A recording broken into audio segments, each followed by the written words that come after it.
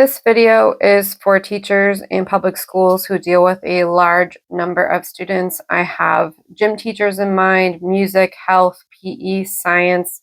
I am an elementary art teacher who has 600 students a school year, and this is how I keep all that information straight.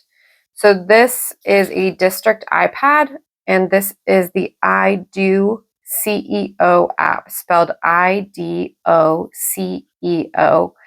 And this is how I stay organized. I purchased this app with my own Apple ID. So if I were to change districts, I could take my app with me that I've purchased. So just something to consider if you want this app. Is your district going to pay for it and then it will become their app? They will own it on their Apple ID associated with this tablet, or if you want to take it with you from place to place. So I chose to purchase it. We're going to open the app. And I haven't put in any of my classes yet for the year, but we're going to add a class together. So click the plus sign, add a class, name your class. So if it's first grade, I'll put a 1 for first grade. And then the teacher's name, we'll just put Smith. And I usually just put the number 1 again, just to make it super clear that that is a first grade class, and click done and done. So now you can see I have one class that has appeared. So we're going to click that. And we're going to add pretend students so you can get an idea of how to use the app to keep all your information straight. So there's a little plus sign here in this column. Click that, click student, and we're going to add some fake students. So we're going to add Ann Smith.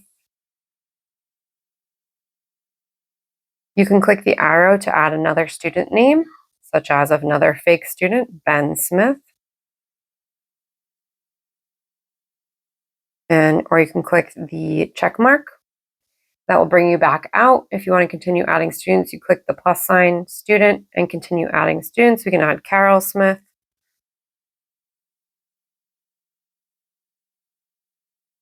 And now we have 3 fake students.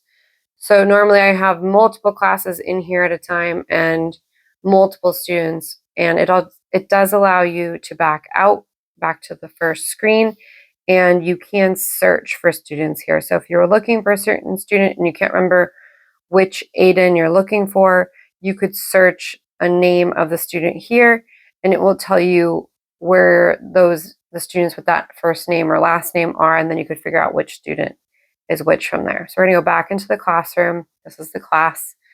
And then let's talk about keeping track of IEPs and 504s and things like that. So you click the student's name and you can click data. And then you can add all kinds of information. I typically don't need, because I can look this up in the system that my district uses. So this is more for my own use. So you can add notes here.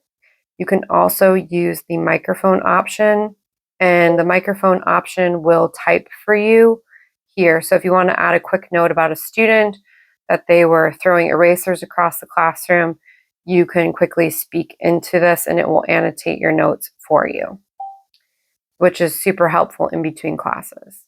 For resources, this is a great place to use the paperclip. Click the paperclip. And you can go to take photo, and you can take pictures of students' IEPs and 504s, and then the photo will get saved here, and then you have the resource. You do want to make sure that your iPad has a password on it and that you're the only person using your district assigned iPad, because those are legal documents that are confidential. So make sure that you are using proper precautions for the student and to protect yourself as an employee. So the number one thing I use this for is attendance. So I just clicked the plus sign in the top corner. You can track assignments, rubrics, all kinds of things. There's many tools in here. But first things first is safety, so taking attendance. Once you've added this new column here, you click attendance at the top, and we're just going to attend all students. So it just makes attendance super fast. So as I'm reading off the attendance list at the beginning of class, I would then click the check mark and mark the student as absent. If they come tardy, you can add an hourglass.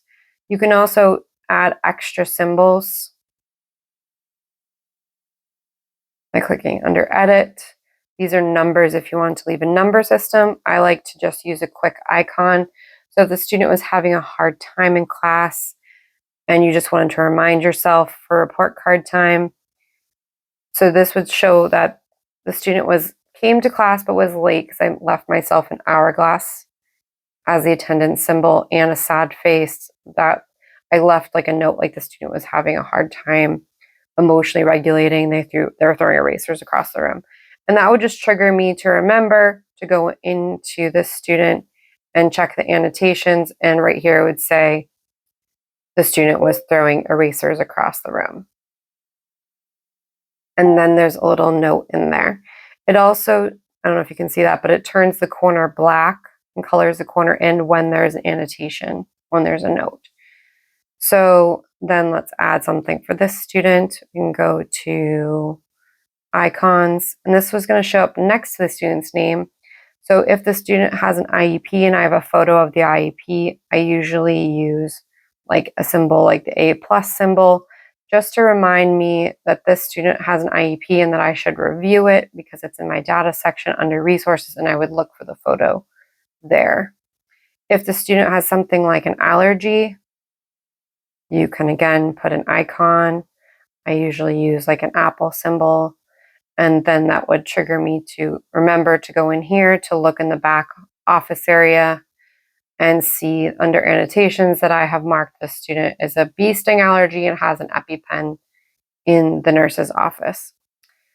Another cool thing is that when you click the student name, you can photograph the students. So if you have a lot of students with the same name and you're trying to remember which student's which and a visual helps you, you can, on the first day, I walk around the room and just put a little snapshot of each student's face in the little circle.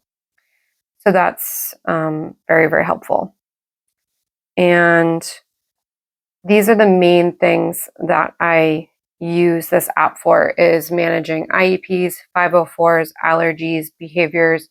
If you wanted to mark a phone call home, let's add another symbol in here. Under edit, there's symbols.